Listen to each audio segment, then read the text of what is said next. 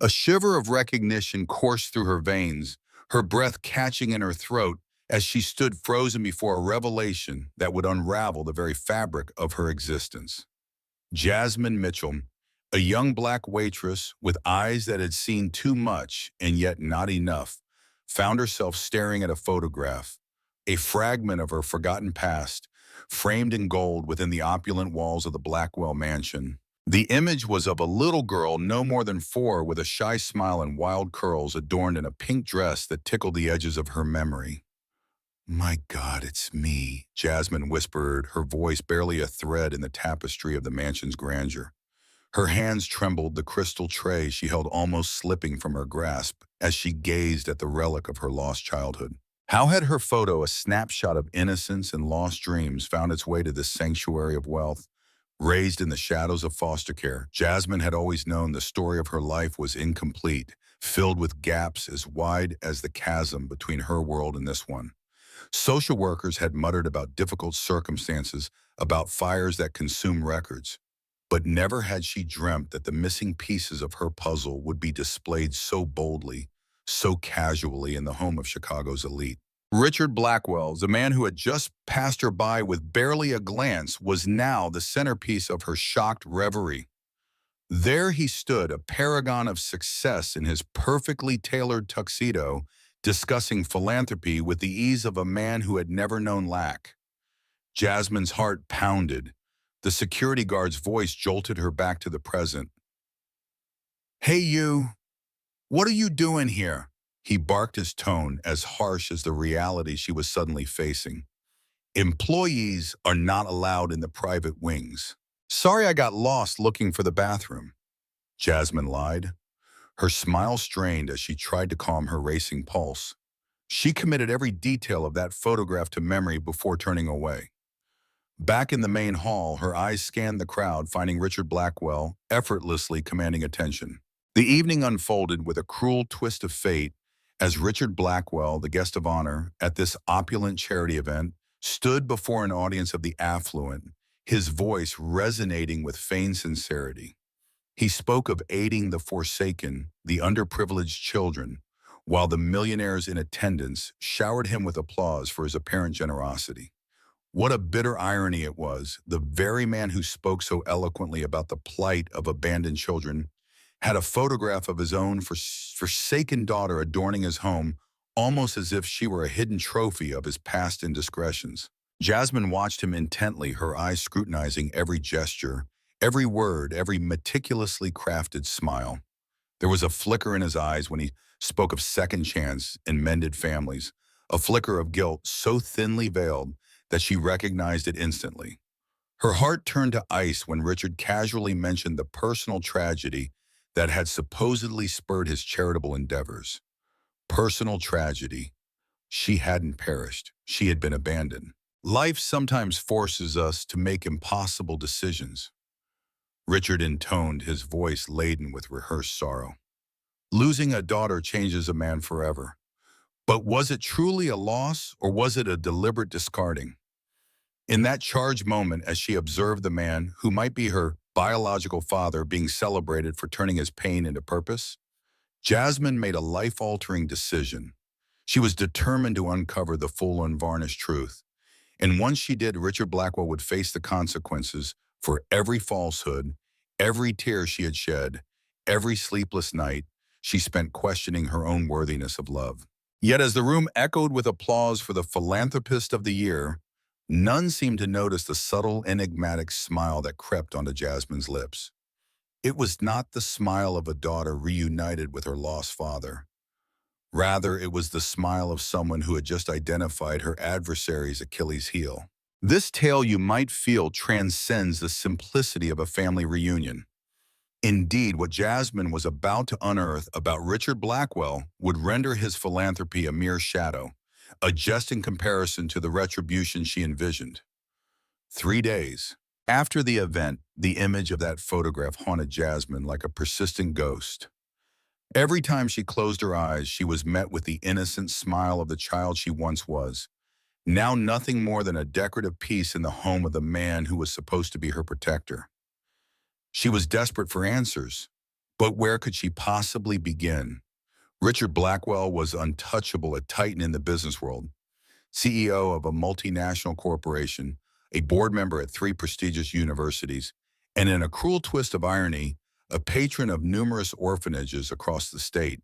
His empire was built on a foundation of hypocrisy. That's when Jasmine's mind drifted to Marcus, the seasoned bartender, who had seen the underbelly of Chicago's elite at every high society event. If anyone could unearth the buried secrets of Blackwell, it would be him. Marcus nearly choked on his coffee when Jasmine casually dropped Blackwell's name. "Girl, you don't want to go down that road," he warned, his voice low. "He's got tentacles everywhere." "Why do you say that?" Jasmine asked, feigning nonchalance as she polished the bar glasses. Marcus scanned the room, ensuring they were alone in the service area before leaning in. "There are whispers, old ones, about a daughter he had who vanished without a trace. His wife met a mysterious end in an accident when the girl was just 4. Jasmine's heart skipped a beat. 4 years old, the same age as the child in the photo. "The odd thing is," Marcus continued, "after the accident, Blackwell inherited a fortune from his wife's life insurance, and the girl, she was never seen or heard from again. It's as if she was erased from existence." "But he's always talking about aiding orphan children," Jasmine exclaimed, her voice tinged with disbelief. Marcus let out a bitter laugh. "Of course he does. What better way to cleanse a stained conscience than with a charitable foundation bearing his name in gold?" That very night, driven by a mix of fear and determination, Jasmine set up fake profiles on social media. Her investigation revealed that Richard had remarried not once but 3 times since the tragic loss of his first wife. In the relentless pursuit of truth, Jasmine found herself delving deeper into the shadows of her past. Every marriage her father, Richard, had entered into was a fleeting affair, each one dissolving within a mere 2 years, bound by stringent prenuptial agreements with women much younger than him. But it was the discovery of old articles about her biological mother, Helena Blackwell, that truly shook her. Helena had been a fierce advocate for children's rights, a warrior against the injustices of the adoption system. 2 weeks before her untimely demise, she was on the brink of exposing corruption within private adoption agencies. How fortuitous, Jasmine thought, the bitterness rising like bile. She meticulously printed and organized every scrap of information, piecing together a timeline that screamed conspiracy. Helena had unearthed something dangerous. 2 weeks later, she was gone, taken by an accident that now reeked of foul play. Richard inherited everything and his daughter vanished into thin air. The need for more information burned within Jasmine, and she knew just where to turn for help. "Miss Santos." Jasmine began, her voice steady despite the turmoil inside as she placed an extra strong cappuccino before the woman at the cafe counter. "I need a favor." Margaret Santos, a retired private investigator with a sharp eye for justice, looked up from her cup, her gaze piercing. "It's not a small one, is it?" Margaret's voice was gravelly, seasoned by years of chasing shadows. "I need information on someone important." Jasmine confessed, her desperation barely veiled. Margaret studied her, her eyes reflecting a life spent discerning truth from deception. "How much can you pay?" "I can work for you." Jasmine offered, her determination unwavering. Margaret's smile was slow, thoughtful. "It's been a while since I've had a real case," she mused, her interest piqued. As Jasmine unfolded her story, Margaret scribbled notes in a notebook worn with use. When Jasmine finished, the older woman's expression softened with a mix of respect and concern. "Sweetheart," Margaret began, her voice lowering to a whisper, "you're not just looking for your father. You're hunting a predator who might have taken your mother from you." Over the next few days, Margaret dove back into the murky waters of investigation. What she unearthed was beyond their darkest fears. Richard hadn't merely abandoned Jasmine. He had orchestrated her legal death, declaring her perished in the same accident that claimed Helena. The revelation was a gut punch, a betrayal so profound it left Jasmine breathless with the weight of her father's deceit. At that moment, Margaret revealed a chilling set of printed papers to Jasmine, each one a piece of the sinister puzzle that was her life. There it was, a forged death certificate, a statement claiming the body was never found. Your father, Margaret whispered, her voice trembling. He received life insurance money for you as well. Jasmine's stomach churned with nausea. He had profited from her supposed demise, a staggering sum of $500,000. But the cruelty did not end there. He leveraged this tragedy to establish a charitable foundation, crafting an image of a man who had triumphed over grief through benevolence, all built upon the deceit of her death. Margaret flipped through more documents, her hands shaking. There's more, she said. Helena Jasmine's mother had employed a private investigator just 2 weeks before her tragic end. She harbored suspicions that Richard was involved in an illegal adoption ring, selling children for profit. The investigator vanished shortly after Helena. It was in this moment that Jasmine comprehended the depth of Richard's malevolence. He hadn't merely disposed of an unwanted daughter and an inconvenient wife. He had transformed their dual tragedy into both social and financial gain. There's something else. Margaret's voice was barely audible as she handed over a blurry photograph. Helena didn't die in the accident, she revealed. She passed 2 hours later in the hospital fully conscious. And in her final moments, she confided in a nurse about safeguarding the girl from the monster. Tears stung Jasmine's eyes as the gravity of her mother's last thoughts washed over her. Helena died knowing her daughter was in peril. But if Richard believed Jasmine was a ghost of the past, he was gravely mistaken. Some specters, she thought, do indeed return to haunt. Margaret then passed her a folder teeming with documents. Everything you need is here, she said. Jasmine's voice was unexpectedly calm as she responded, He won't hurt me. He doesn't even know I exist. This would be her greatest advantage. While Richard Blackwell paraded his life as a deceitful philanthropist, blissfully ignorant that his deepest secrets were about to unravel, Jasmine knew she held the key to his undoing. With a daughter who never truly left this world, Jasmine orchestrated a reunion that would shake the very foundations of Richard Blackwell's existence. She meticulously planned every detail, envisioning the moment when her father would confront the living ghost of his past.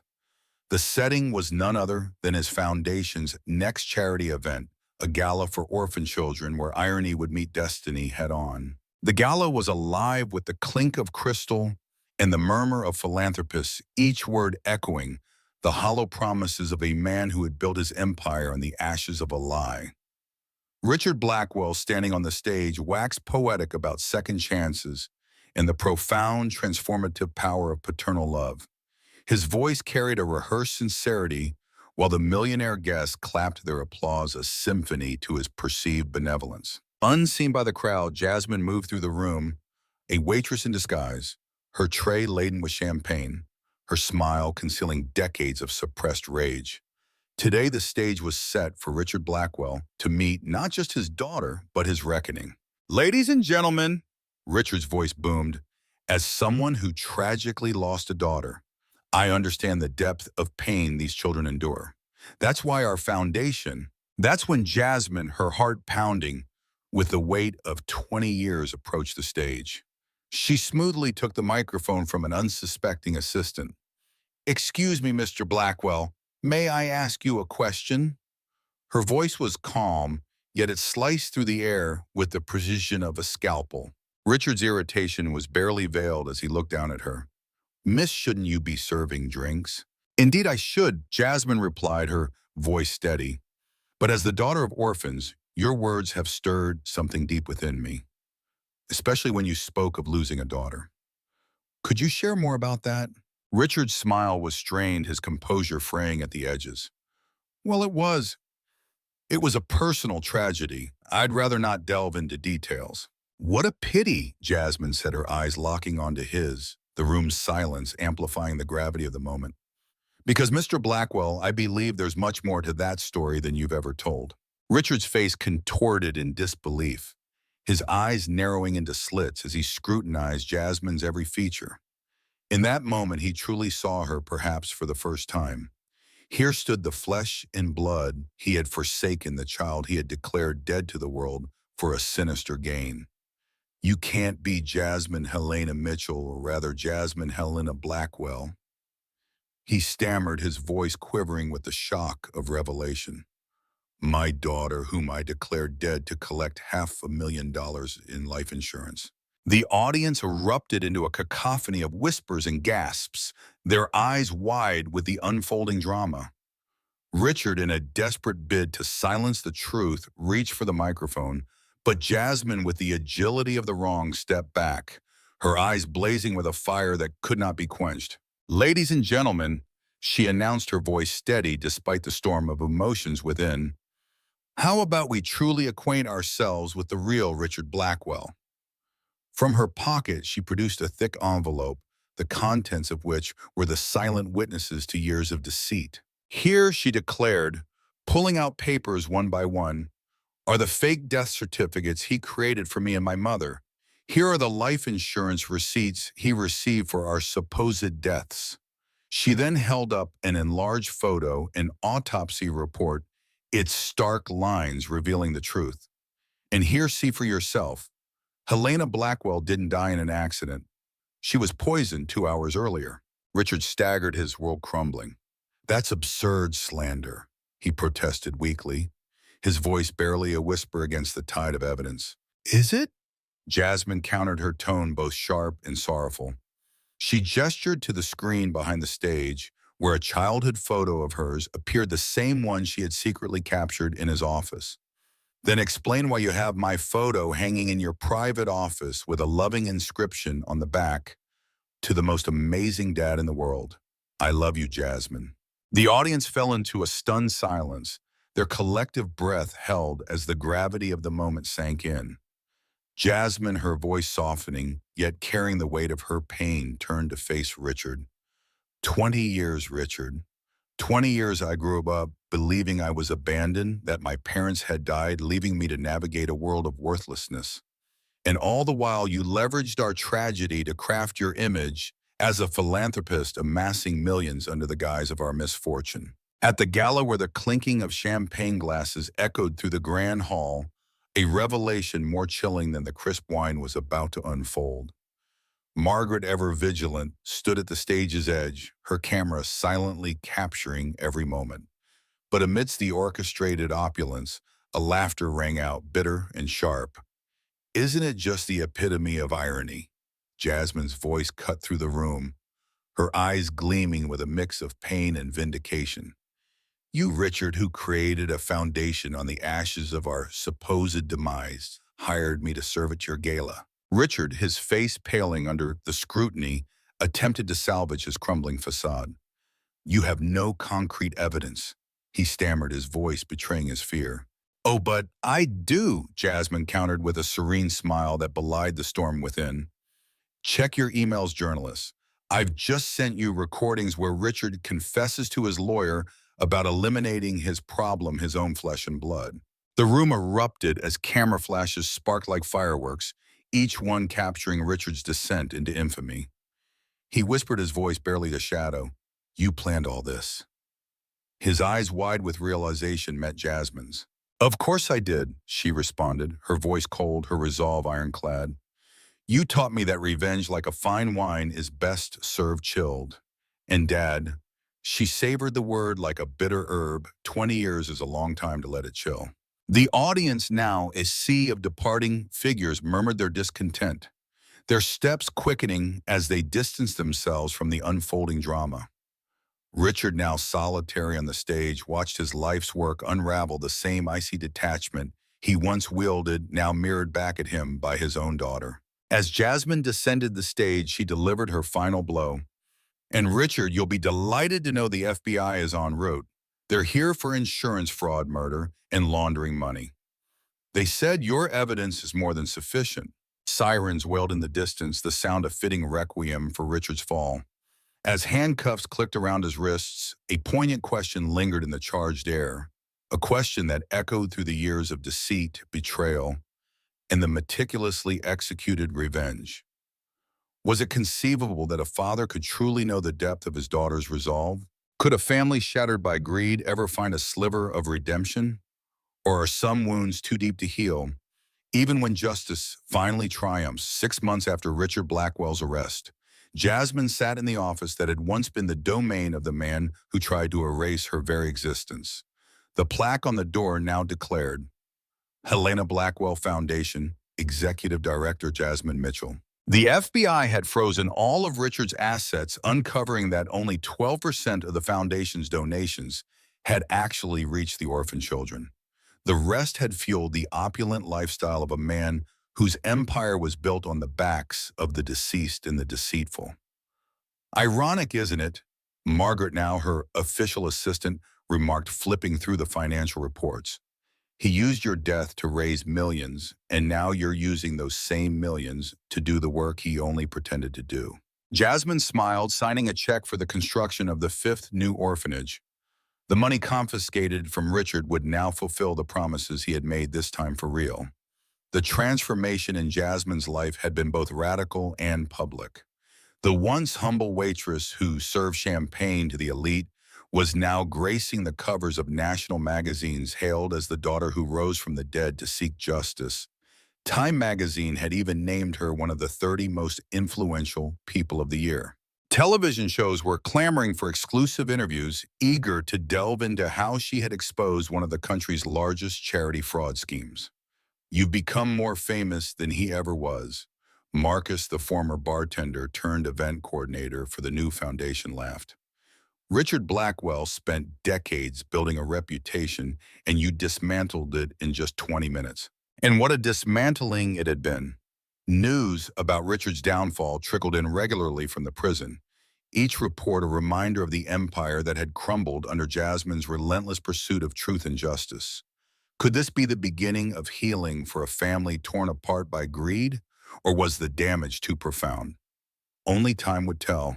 Each revelation was like a shard of glass slicing deeper into the tapestry of Richard's once glorious life.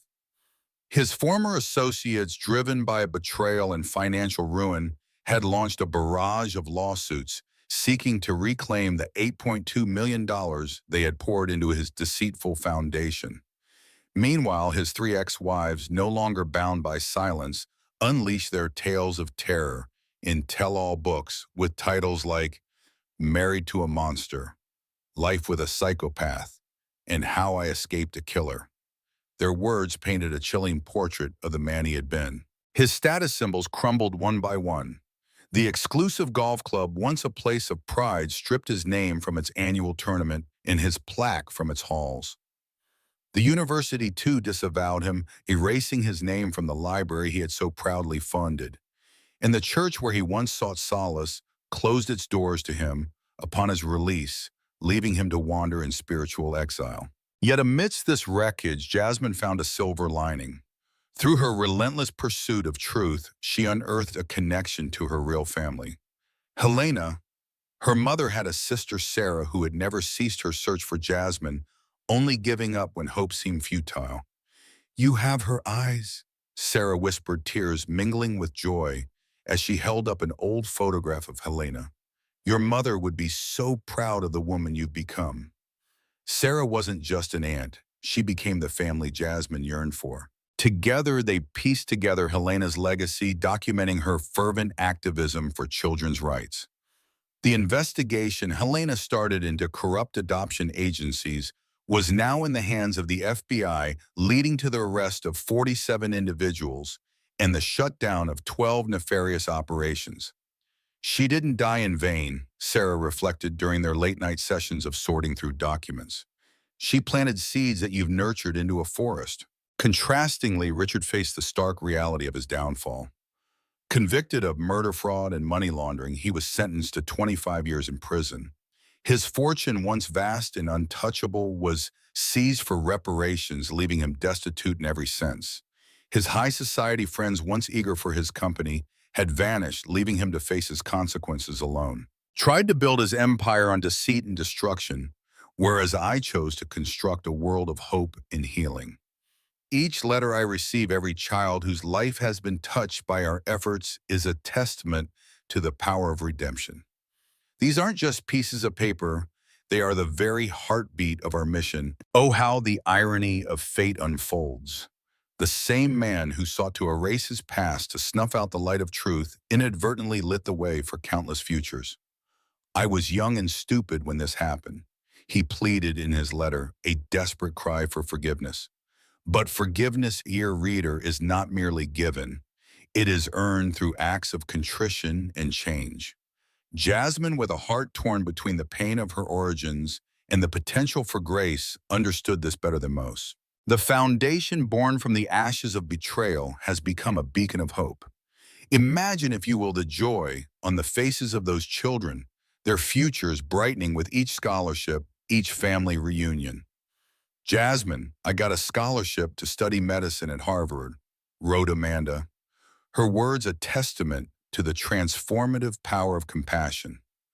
And another, a young boy inspired by Jasmine's courage, declared, I want to defend children like you defended your mother. The question that lingers in the air like the sweet scent of a new beginning is this: can one truly rise above the shadows of their lineage? Jasmine's answer was not in words but in actions. She showed us that, yes, we can. Anger is a luxury I can't afford, she told Anderson Cooper, her voice steady, her eyes reflecting the wisdom of her journey.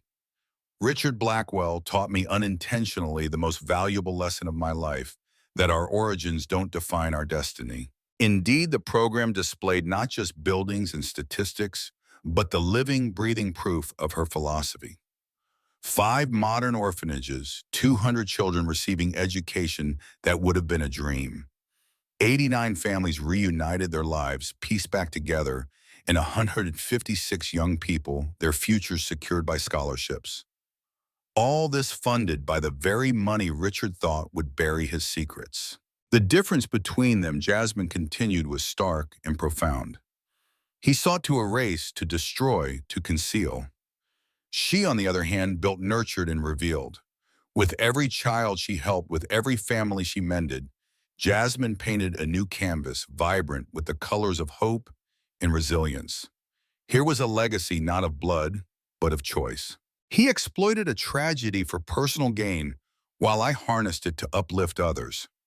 He constructed a kingdom on falsehoods, but I laid the foundation of a legacy steeped in truth.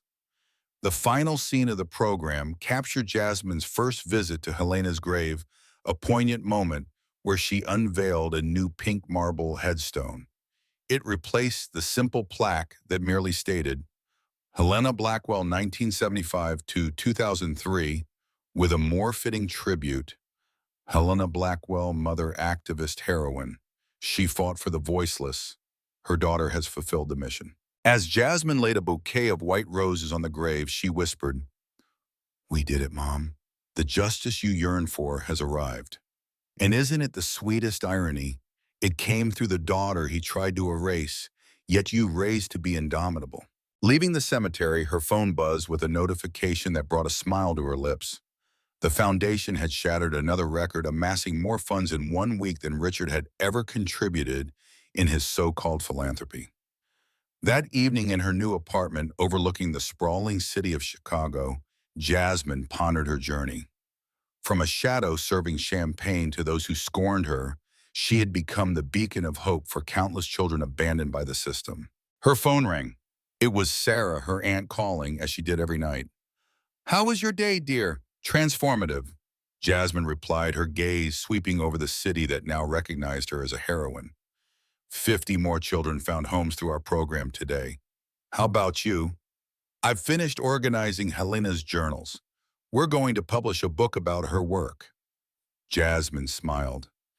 Even in death, her mother was still a savior.